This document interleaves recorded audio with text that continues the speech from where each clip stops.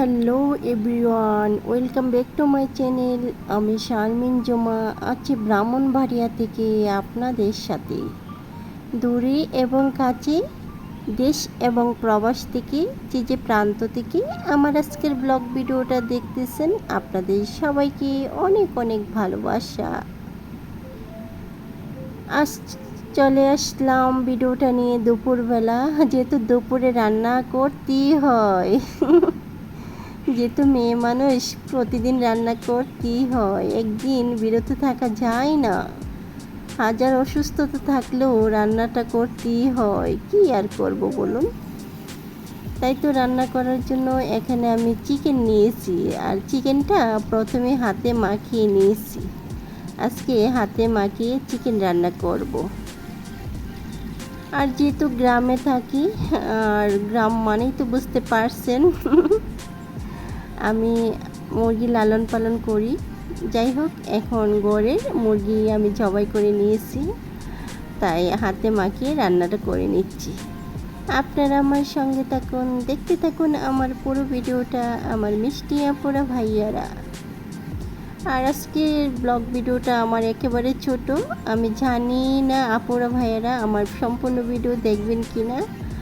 আর যেহেতু বড় ভিডিও হলে আপু ভাইয়েরা দেখতে চায় না, তাই একদম ছোট ভিডিও নিয়ে আসছি, যাতে পুরো ভিডিওটা দেখে নিতে পারে আমার মিষ্টি আপুরা ভাইয়েরা। দয়া করে পুরো ভিডিওটা আপনারা দেখে নেবেন আমার আপুরা ভাইয়েরা। এদিকে কথা বলতে বলতে রান্নাটাও আমি শেষ করে নিতেছি। আবারও বলতেছি আমার আপুদেরকে ভাইয়াদেরকে, ভিডিওর শুরুতে একটা লাইক দিবেন, লাইক দিতে বলবেন না। আপনার এই মূল্যবান লাইকটা আপনার মতো আরও অসংখ্য বন্ধুদের কাছে পৌঁছে দিতে সাহায্য করবে আমার এই ভিডিওটা।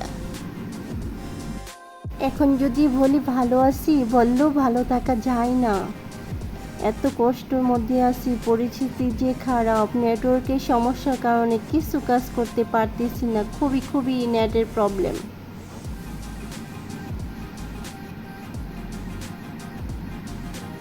ভিডিও আপলোড দিতে অনেকটাই সময় লাগে, তাই ছোট্ট ভিডিও নিয়ে আসলাম, যাতে সময় কম লাগে আর নেটের প্রবলেম না হয়।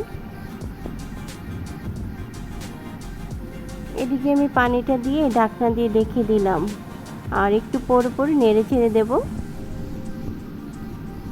আর দেখুন কালারটা কি সুন্দর হয়েছে, খেতেও অনেকটা সুস্বাদু হয়েছিল। যেহেতু বয়সটা আমি পরে দিয়েছি, খাবারটা আগে খেয়ে নিয়েছিলাম।